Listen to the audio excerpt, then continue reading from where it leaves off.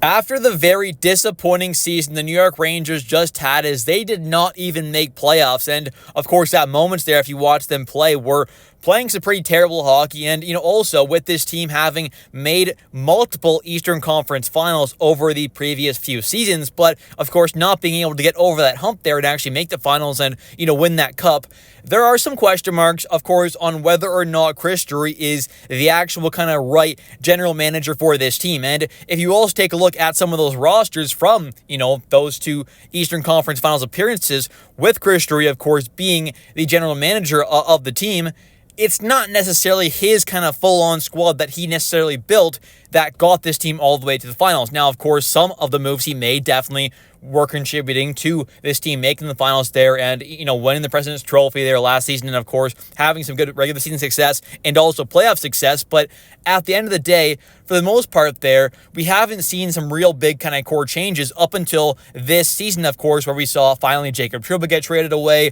We saw Ryan Lindgren. We saw Chris Kreider. We're probably going to see a lot more trades happen. We saw JT Miller come in. So we have started to see, of course, with this season coming around, some actual changes to this core. So I think there's definitely a question mark on whether or not Chris Drury is the right guy, the right general manager to really turn this team into a Stanley Cup-winning squad. And I've talked about this a bit in the past where, I fully understand under Chris Drury, with him being, the official general manager of this team and running the show for the Rangers, yes, this team has made multiple Eastern Conference Finals appearances in his tenure, right? Over the last few years, we have seen this team make one Eastern Conference Finals appearance against the Tampa Bay Lightning, where they lost in Game 6, and then one against the eventual, of course, Stanley Cup champions a couple years ago now against the Florida Panthers there, where they also, of course, lost in Game 6. So, yes, under Chris Drury, this team has had some pretty good playoff success, right? Many teams and most teams in the NHL would love to have that much playoff success, right? Most teams are not making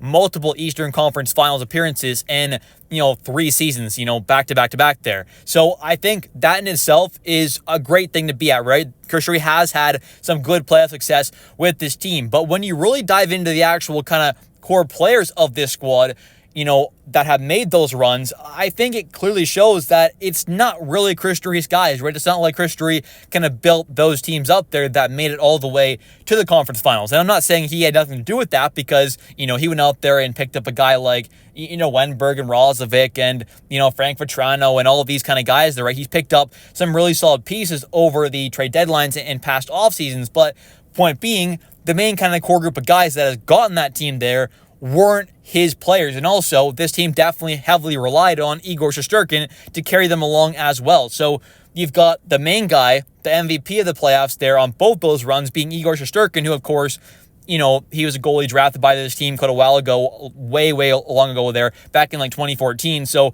he definitely wasn't necessarily Chris Drury's guy there. And you also take a look at the other guys, Zibanejad, Kreider, Panarin, Foxy, all those guys. They're not necessarily, Chris Drury's guys either. So yes, this team has had a lot of playoff success under Chris Drury, but the main core group of players there hasn't necessarily been his guys. And I'm not taking away all that success from Chris Drury there because he definitely has a part in that. But what I'm trying to say is he is not the kind of main reason. He's not the kind of mastermind that built this whole squad. I'm not saying this team was built the best way because obviously the team heavily relied on Igor, but he also wasn't the guy who got Igor in. He wasn't also the guy who got, a Kreider or a Zibanejad or a Panarin in. And I'm not saying all those guys played great in the playoffs, but I'm just saying the main core group of guys that got this team all the way to multiple Eastern Conference Finals under Chris Drury, weren't necessarily his guys. And I think going forward, as of late, he has definitely started to make some pretty good moves on paper at least. And we'll see how things kind of go, moving forward into the future. But for example, that Jacob Trouba trade I thought was honestly one of the best trades I have seen in many, many years in the NHL and in sports in general. When you consider how bad that contract was and how bad Jacob Trouba was for this team, he was a liability. That's not even debatable. He was a negative player for the most part to have out there on the ice. And this team got off of his massive $8 million cap hit for some actual assets, right? This team got back a decent kind of mid-20s depth defenseman there, or a bottom pairing guy in Urho Vakanainen, who his team signed to a 2-year extension, who I think can play a pretty decent role as number 6/7 defenseman, right? That's a solid pickup. And you also get back a 4th round pick for I would say, a massively negative asset. So that was, like, for example, a phenomenal trade.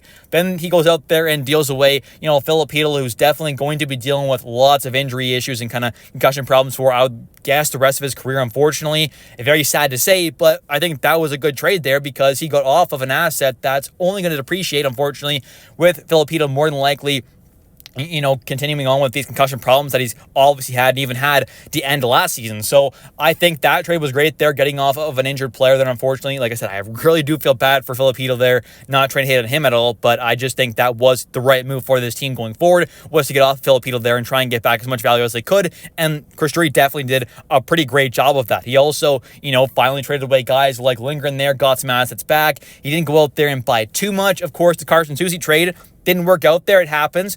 But I think for the most part, over this past season there, most of the trades that happened there were pretty solid. I mean, the Borgen, Kakko trade there, you can debate that if you want, but I think for the most part, the deals that he made, even this past offseason as well, weren't too bad. And obviously, he gave up that second and fifth for Riley Smith there, got back like a third in Brisson, so that wasn't a net positive necessarily. And of course, Sam Carrick deal, though, I thought that was a great signing. So there have been some good moves, there have been some bad moves over the last kind of year or so now, but I think for the most part, they've been decent moves, and I have some faith in him for sure to, make the right decisions there and get this team back on track and, hopefully turn this team into a playoff caliber team for next season there. But I still have that question mark on whether or not he's actually going to be able to do a good enough job to turn this team into a real Stanley Cup threat to actually win the whole thing. And I think heading into this offseason there, this team definitely have a few holes clearly on this roster. I mean, that third line center spot and, at least one left-handed defenseman, I think, clearly need to be added in there. But if you can make those moves there and add in some good pieces in those two kind of spots, and you also have some guys kind of maybe break out like an Hoffman or a Perreault or Berard, or maybe a guy like Braden Schneider takes a massive step, or if we re-sign Keandre, maybe he finally takes that step. Maybe, I'm just kind of speaking here, but you get some of these guys kind of break out like a Will Cooley did, for example. You have some of these guys kind of get back on track to playing their normal kind of, level of play. Then I don't see why this team can't be a, Stanley Cup contender. I really don't see why they can't be. When you have a goalie like Igor Shesterkin in net there, and we've already seen him do it multiple times, he's carried this team, like really truly has carried this team. I mean, I think if you watched those playoffs start to finish there, back when this team made it to the Eastern Conference Finals against Tampa and Florida, if you watched them from game one till the end, Igor was absolutely carrying this team. He was so incredible at moments and very consistently great as well. So I think when you have a goalie like that in net there and you have a pretty solid core and you add in a coach like Mike Sullivan as well, who may be a massive upgrade for this team and the rest of his kind of, guys and his staff and stuff like that, I really don't see why this team can't be a cup contender for next season there. Not saying they're going to win it, but why can't they be a top, 6 or 7 team going into the playoffs there? I don't see why not. So in my opinion, I think overall this team has a pretty solid core. There definitely is a lot of work to do still with this roster, but I don't see this team being terribly far off from getting back on track and at least, having the chance of going on a good playoff run. Anyways, thank you all so much for watching today's video. If you have enjoyed, definitely don't forget to click that like and subscribe button for daily New York Rangers content, as I do post every single day. And also, definitely don't forget to comment down below your thoughts on today's video. Do you agree with my kind of take there on thinking that, this team has what it takes to potentially become a Stanley Cup contender for next season there if a couple right moves are made there and if some guys can kind of take some steps up in their game and kind of get back on track? Or do you think this team is terribly far off? And also, do you think Chris Drury can be that guy to really make this team a cup contender, or do you think he is not the right guy to do it at all? Let me know your thoughts in the comment section down below. I'll catch you next one, and let's go Rangers.